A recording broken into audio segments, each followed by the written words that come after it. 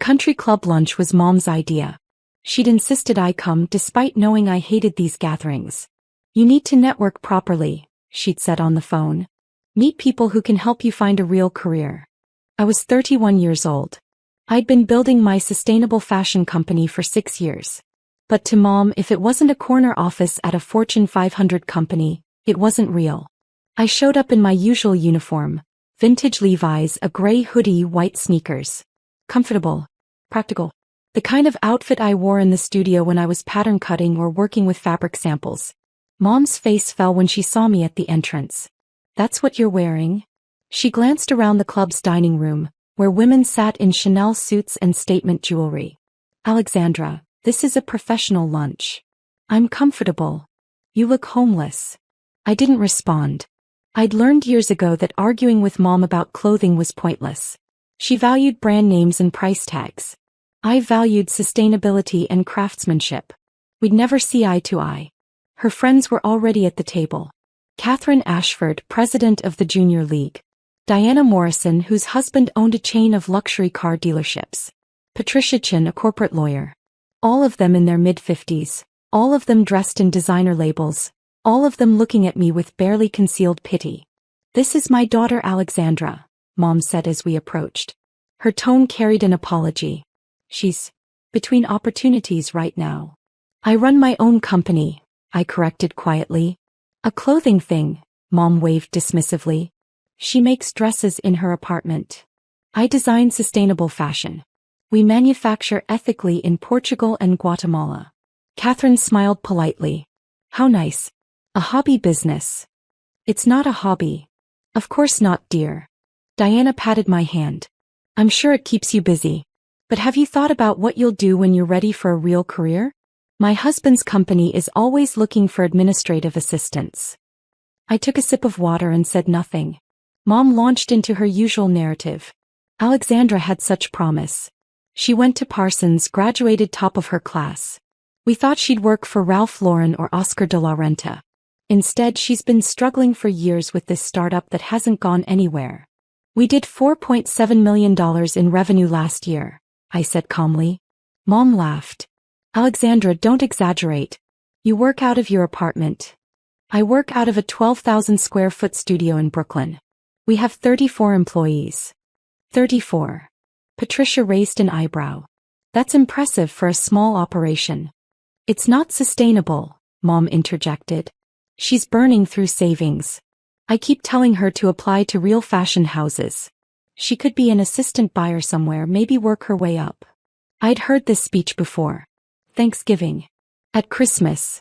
At my cousin's wedding last summer. The narrative never changed. I was struggling, directionless, wasting my potential on a pipe dream. The truth was more complex. 6 years ago, I'd left my position as an assistant designer at a major fashion house after witnessing the industry's waste firsthand. The overproduction, the textile dumping, the worker exploitation in developing countries. It had made me physically sick. So I'd started small. Very small. 10 pieces made from organic cotton and deadstock fabrics, sold through an Instagram account. I'd done everything myself. Design, pattern making, sewing, photography, customer service, shipping. The first year, I'd made $23,000 in revenue and netted maybe $8,000 after materials and shipping. Mom had called it playing dress up. But I kept going. Refined the designs. Built relationships with ethical manufacturers. Developed a supply chain focused on low-waste production and fair wages. Grew the Instagram following from 500 to 50,000 to 280,000. Year 2, $180,000 in revenue. Mom said I was barely breaking even. Year 3, $890,000. Mom said it was unsustainable growth. Year 4, $2.1 million. Mom said I was lucky the pandemic made people shop online. Year 5, $3.8 million. Mom said it was probably a bubble. Year 6 just ended 3 months ago. $4.7 million with 32% profit margins and a wait list of 15,000 customers. But Mom had never visited the studio. Never asked to see the financial statements. Never attended any of the industry panels I'd spoken on or the sustainability conferences where I'd been a keynote speaker. She'd decided 6 years ago that I was failing, and no amount of evidence would change her mind. The problem, Catherine was saying, is that young people today don't understand the value of stability. They want to be entrepreneurs without putting in the years at established companies first. Alexandra never learned patience, Mom agreed. She wanted success immediately. I'd been working 16-hour days for 6 years, but I didn't mention that. Diana leaned forward conspiratorially. My daughter went through a similar phase. She wanted to be a photographer. We finally convinced her to go to law school. She's much happier now with a stable career. That's what I keep telling Alexandra, Mom said. Get a stable job. Save money. Maybe in 10 years when you're financially secure, you can explore this clothing thing as a side project. I am financially secure. Mom laughed again, that tinkling dismissive sound. Darling, you work out of your apartment. I work out of a studio. A 12,000 square foot studio that I own. I bought the building last year. Silence. You bought a building? Patricia's eyebrows rose. In Brooklyn. It's a former textile factory. We use the ground floor and first floor for production and design. I'm renovating the upper floors into a showroom and event space. Mom's smile tightened. Alexandra, this fantasy is getting concerning. You can't just claim to own buildings. I'm not claiming. I own it. $2.3 million purchase price, 40% down payment, mortgage for the rest. Where would you even get? Mom stopped. You know what, this is exactly what I'm talking about. This compulsive lying about success. It's unhealthy. I set down my water glass carefully. I'm not lying. Then show us proof. Diana's tone was kind but skeptical. Surely if you'd actually purchased a building, you'd have documentation? I could have pulled out my phone. Shown them the deed, the mortgage statements, the photos of the studio. But I'd learned something over the years. People who'd decided you were failing didn't want to see evidence of success. They wanted to be right more than they wanted the truth. Believe what you want, I said quietly. See. Mom turned to her friends. She can't back it up because it's not real. I've been worried about her for years. This detachment from reality. Mrs. Ashford? A young woman approached the table, probably early 20s, dressed in business casual. I'm so sorry to interrupt, but I had to say, your daughter's work is incredible. I've been following her brand for 3 years. I'm wearing one of her pieces right now. She gestured to her blazer, a tailored design from our spring collection in organic wool. Retail price, $485. Mom blinked. You know Alexandra? Everyone in fashion knows Alexandra Ashford. She's revolutionizing sustainable design. I'm in the Parsons graduate program, and we study her supply chain model in our ethics course. That's nice, Mom said faintly. The young woman turned to me. I'm Emma. I've applied to intern with your company 3 times. I know the competition is intense, but I wanted you to know. Your work inspires me every day. Thank you, I said. Email me directly. Include your portfolio. We're always looking for people who care about the mission. Emma's face lit up. Really? Oh my God, thank you. She pulled out her phone, hands shaking slightly. Can I get a photo? My classmates won't believe this. After she left, the table was quiet. Catherine cleared her throat. So you do have some kind of following? She has 280,000 Instagram followers, Patricia said, scrolling on her phone. And oh, there's an article here from Business of Fashion. Alexandra Ashford, the quiet revolutionary reshaping sustainable luxury. Mom reached for Patricia's phone. Let me see that. There are dozens of articles, Patricia continued scrolling. WWD Fashionista Refinery 29. Alexandra, why didn't you mention any of this? I tried. Multiple times. Mom was reading the Business of Fashion article, her face unreadable. This says your company is valued at $15 million. That was last year's estimate. We're projecting $8 million in revenue this year, so the valuation's probably higher now. $8 million. Diana's voice rose. Dollars. Revenue, not profit. We'll net about $2.5 million after expenses and payroll. The table went silent again. Mom set down the phone. Alexandra, if this is true, why do you dress like that? He gestured at my hoodie. Because I value comfort over appearances. And because I spend my days in a studio working with fabrics and patterns. Designer suits aren't practical for that. But you could afford designer suits. I could. I choose not to. My clothes are ethically made, sustainable, and they reflect my values. That's more important to me than brand names. Catherine was still looking at her own phone. There's something here about Vogue. It says, she stopped, eyes widening. Oh my God. What? Mom leaned over. The new Vogue issue. The most powerful women in fashion cover. There's a preview on their website. Catherine turned her phone around. And there I was. The cover of Vogue. Professional photographer, professional styling, professional everything. The image showed me in my studio surrounded by fabric rolls and dress forms, wearing one of my own designs. A structured blazer in organic cotton over wide-leg trousers. My hair was pulled back, minimal makeup, looking directly at the camera with confidence. The headline, The New Guard, Women Rebuilding Fashion from the Ground Up. And in smaller text, Alexandra Ashford and the Sustainable Luxury Revolution.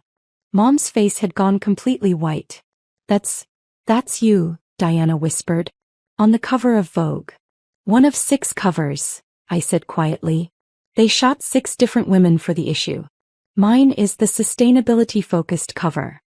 You're on the cover of Vogue, Catherine repeated as if saying it again would make it make sense. The actual cover.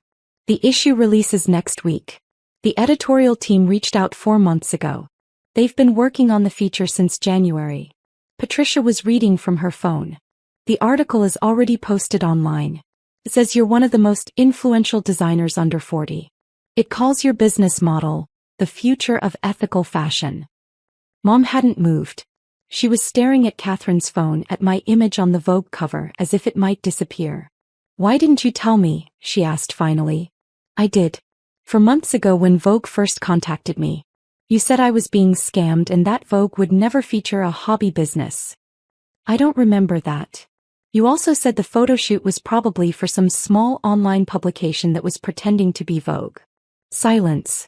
Mom, I've been trying to tell you about the company's success for 6 years. Every time you've dismissed it. You've called it a hobby, a phase, a pipe dream. You've told your friends I'm unemployed. You've offered to get me interviews for administrative assistant positions. You've never once asked to see the financial statements, visit the studio, or attend any of the industry events where I've spoken. But you never showed me proof. You never wanted to see proof. You decided I was failing and nothing I said mattered because you'd already made up your mind. Catherine set down her phone carefully. I think I need to apologize. We all do. We made assumptions. Based on Mom's narrative, I said. Which wasn't based on facts. It was based on what she wanted to believe about me. Mom's hands were shaking. I was trying to protect you. I've seen so many young people waste years on startups that fail. I didn't want you to be hurt.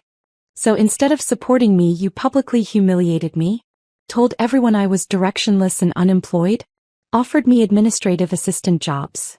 I didn't know. Because you didn't ask. Because you saw the hoodie and the lack of designer labels and decided that meant I was struggling. You never considered that maybe I was succeeding on my own terms, in my own way. Diana's phone buzzed. She glanced at it, then looked at me with something like awe. Alexandra, I'm getting texts from friends. The Vogue cover is going viral on social media. Everyone's sharing it. Patricia was scrolling rapidly. The article is beautiful. It talks about your supply chain, your commitment to fair wages, your innovative approach to luxury sustainability. There are photos of your studio, your team, the manufacturing facilities in Portugal. And there's a quote here, Catherine added, reading from her phone. My mother thought I was failing because I chose purpose over prestige. I built a multimillion-dollar company while she told people I was unemployed. Success doesn't always look the way people expect it to. Mom closed her eyes. You said that? To Vogue. I was asked about obstacles I'd faced. Family doubt was a big one. You made me sound like a villain. I told the truth. You've spent 6 years treating me like a failure. That's not villainous. It's just sad. The table had gone completely quiet. Women at nearby tables were starting to notice the commotion, phones coming out, people pointing. Is that Alexandra Ashford? Someone whispered loudly. From the Vogue cover? Oh my God, it is. Two women approached tentatively. We're so sorry to interrupt, but we had to say, we love your brand. We've been customers for 3 years. Can we get a photo? I stood up, smiled for the photos, thanked them graciously. They asked about the new collection, about the Vogue feature, about the sustainability initiatives. I answered their questions with the same patience I used with every customer, every interview, every interaction. When they left, I sat back down. Mom was crying silently, mascara running. I'm sorry, she whispered. I'm so sorry. I didn't know. I should have listened. I should have believed you. You should have respected me enough to take me seriously. To ask questions instead of making assumptions. To support me even when my path didn't look like yours. You're right. You're absolutely right. She reached for my hand. I let her take it but didn't squeeze back. How do I fix this? I don't know if you can. Alexandra, please. I'm your mother. I love you. I made a terrible mistake, but I love you. You love the version of me on the Vogue cover. The version that external validation has confirmed is successful. But you didn't love me 6 months ago when I was doing the exact same work. That's not true. Isn't it? 6 months ago you were telling people I was unemployed. Today you want to fix things because Vogue confirmed I'm legitimate. Your love is conditional on external approval. Catherine and Diana were looking uncomfortable, clearly wishing they were anywhere else. Patricia had the grace to look ashamed. I think we should go, Diana said quietly to the others. They stood, made excuses and retreated quickly. Mom and I sat alone at the table. What do you want me to do? She asked finally. I want you to acknowledge that you were wrong. Not just about the company's success, but about the way you treated me. The public humiliation, the dismissiveness, the refusal to listen. All of it. I was wrong. I was completely wrong. And I want you to understand that this isn't fixable with an apology. You spent 6 years making me feel like a failure. 6 years of telling people I was unemployed. 6 years of dismissing my work as a hobby. That damage doesn't disappear because Vogue put me on a cover. He was crying harder now. I'll do anything. Tell me what to do. Start by reading the article. Actually read it. Learn about what I've built, how I built it, why it matters. Not because Vogue says it matters, but because I'm your daughter and my work deserves your respect. Okay. And stop telling people I'm unemployed or directionless or struggling. Stop offering me administrative assistant jobs. Stop acting like my success is temporary or lucky or unsustainable. I will. I promise. And maybe consider why you needed Vogue to tell you I was successful before you'd believe me. Why my word wasn't enough. Why 6 years of evidence didn't matter until an external authority validated it. She nodded, wiping her eyes with her napkin. My phone had been buzzing constantly throughout the conversation. I glanced at it now. Text messages, emails, Instagram notifications. Hundreds of them. Congratulations on the Vogue cover. So proud of you. You're an inspiration. Your story moved me to tears. From customers, colleagues, industry professionals, former classmates. People who'd been watching my journey, supporting my work, celebrating my success. People who'd believed in me without needing Vogue to confirm it first. I need to go, I said standing. I have a team meeting at 3 and then I'm doing an interview with NPR about the Vogue feature. Can we talk later? Please. Maybe. I need time to process this. Alexandra. I looked at her. Really looked at her. This woman who'd raised me, who'd paid for Parsons, who'd always wanted the best for me. Who'd also spent 6 years publicly humiliating me because my version of success didn't match her expectations. I'm not saying never, I said quietly. I'm saying not today. Not this week. I need space to figure out how I feel about all of this. She nodded, still crying. I understand. I walked out of the country club into the bright afternoon sun. My phone buzzed again. A text from my studio manager. Vogue cover crashed our website. We've had 40,000 new followers in 2 hours. Pre-orders are through the roof. This is insane. I smiled and texted back. Emergency team meeting.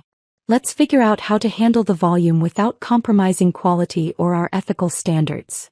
Another text, this one from my best friend Maya. Saw the cover. You look like a goddess. Also saw your quote about your mom. Savage but deserved. How are you feeling? I stopped on the sidewalk considering the question. How was I feeling? Vindicated? Yes. Hurt that it took Vogue for my mother to believe in me? Absolutely. Angry about 6 years of dismissal and public humiliation? Without question. But also proud. Because I'd built something meaningful despite the doubt. Because I'd stayed true to my values even when it would have been easier to conform to expectations. Because I'd created jobs, changed lives, and proven that ethical fashion could be profitable. And that pride, that deep, unshakable pride in what I'd built, that existed completely independent of the Vogue cover. I'd been successful yesterday before the cover released. I'd be successful tomorrow regardless of whether anyone else recognized it. That was the real revelation. Not the Vogue feature. Not Mom's tearful apology. Not the viral social media attention. The revelation was that I'd never needed their validation in the first place. I texted Maya back, feeling powerful, feeling vindicated, feeling ready to hire your ass if you're finally willing to quit that corporate job and join me. Her response came immediately, I'll have my resignation letter in tomorrow. When do I start? I laughed out loud on the sidewalk, drawing looks from passers-by. My phone rang. Unknown number. I answered. Alexandra Ashford? Speaking. This is James Chin from the New York Times. We're running a feature on the Vogue article and your quote about family doubt. We'd love to interview you about building a business without traditional support. Do you have time this week? Let me check my calendar and get back to you. Of course. For what it's worth, your story is incredibly inspiring. The way you built something meaningful despite the skepticism, that's the kind of resilience people need to hear about. After he hung up, I stood on the sidewalk for a moment watching the city move around me. 6 years ago, I'd started with 10 dresses and an Instagram account. Today I was on the cover of Vogue. Tomorrow, who knew? But the trajectory had always been there. The success had always been building. The only thing that had changed was other people's awareness of it. I'd learned something important over these 6 years. External validation feels good, but it's unreliable. Today Vogue put me on a cover. Tomorrow, someone else would be the fashion industry's favorite story. That's how the news cycle worked. But the company, the real, tangible business with employees and customers and impact, that was permanent.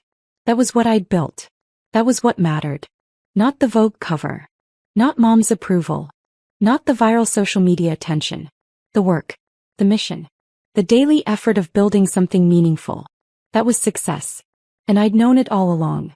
Even when no one else did. I walked toward the subway, phone still buzzing with notifications. Another text from Maya. I'm serious about joining you. I've been watching you build something incredible while everyone doubted. I want to be part of that. I smiled and typed, first meeting Monday. Prepare for the chaos. We're about to scale fast. Can't wait. At the subway entrance, I paused and looked back at the country club. Mom was probably still sitting at that table processing everything. Her friends were probably calling everyone they knew, sharing the news about the daughter they'd pitted an hour ago. I felt a moment of sympathy for her. She'd been genuinely trying to protect me from disappointment. She genuinely believed I was struggling. Her intentions, at least, had been rooted in love, even if her execution had been devastating. But I also knew something she was only beginning to understand. Protection built on doubt wasn't protection at all. It was control. It was fear masquerading as concern. Real support would have looked like curiosity. Like asking questions. Like visiting the studio. Like believing me when I explained what I was building. Real support wouldn't have required Vogue to confirm I was legitimate. My phone buzzed again. This time a text from Mom. I read the article. All of it. Including the part about me. You were right. About everything. I'm sorry. I'm so sorry. I love you. I stared at the message for a long moment. Then I typed, I love you too. But love isn't enough. I need respect. I need you to believe in me without requiring external validation. That's going to take time to rebuild. Her response was immediate. I understand. Take all the time you need. I'll be here. I put the phone in my pocket and descended into the subway. The train was crowded, but I found a spot by the door. A woman across from me was reading something on her phone, then looked up suddenly, eyes widening. Are you Alexandra Ashford? Yes. From the Vogue cover? I just saw it. Oh my God. She turned to her friend. This is the designer I was telling you about. The sustainable fashion one. Her friend pulled out her phone, found the cover and gasped. That's amazing. Can we follow you on Instagram? I gave them my handle, answered questions about the new collection, recommended pieces for their body types and style preferences. They thanked me profusely and went back to their phones, probably ordering from the website immediately. That was the real success. Not the cover itself, but what it represented. Connection with people who cared about the mission. People who wanted to shop ethically, dress beautifully, and support businesses that aligned with their values. I'd built a community. A movement even. And that was worth more than any magazine cover could ever be. The subway reached my stop. I exited into Brooklyn, walking the familiar route to the studio. As I approached the building, my building, the one I owned, I could see lights on in the windows. My team was already there, probably managing the website crash, fielding customer service inquiries, coordinating with manufacturers about increased production. I pulled out my keys and unlocked the door. Inside the studio was organized chaos. Fabric samples everywhere, dress forms with half-finished designs, computers open to order management systems, phones ringing constantly. She's here, someone shouted. My team erupted in applause. Have you seen the numbers? My studio manager called out. We've done more business in 4 hours than we did all of last month. Have we maintained production standards? I asked, hanging up my jacket. Yes. We're not accepting orders we can't fulfill ethically. But the wait list has grown by 8,000 people since this morning. Good. Let's talk about scaling production without compromising our supply chain relationships. Conference room in 5 minutes. As I walked through the studio, team members congratulated me, hugged me, showed me social media posts celebrating the cover. These people, who'd believed in the mission before Vogue, who'd worked long hours for fair wages, who'd helped build something meaningful, they were my real validation. In the conference room, I pulled up our production spreadsheets and financial projections. Okay, I said to the assembled team. Let's be smart about this. The Vogue cover is incredible exposure, but it's temporary. What we need is sustainable growth that maintains our values. How do we scale without exploiting workers or compromising quality? For the next 3 hours we strategized. Contacted our manufacturing partners in Portugal and Guatemala to discuss capacity. Reviewed applications from potential new suppliers who met our ethical standards. Planned hiring for the studio. Projected cash flow for the next year. It was the work I loved. The real work, beneath the glamour of magazine covers and viral moments. Building something that mattered. By the time I left the studio at 8 p.m. we had a plan. Careful, ethical scaling. No shortcuts. No compromising the mission for quick growth. My phone buzzed with another text from Mom. Your father and I would love to take you to dinner this weekend. To celebrate properly. And to apologize properly. Would you be willing? I thought about it as I walked to the subway. 6 years of dismissal didn't disappear with one apology. The hurt was real. The damage was done. But she was trying. And maybe that was enough to start rebuilding. I typed, Sunday, 6 p.m. You choose the restaurant. But Mom, this isn't about the Vogue cover. It's about you understanding and respecting the work I've been doing all along. Can you do that? Her response came quickly. Yes. I promise. I'll spend all week reading about your company. Everything I should have read years ago. Hey. Sunday then.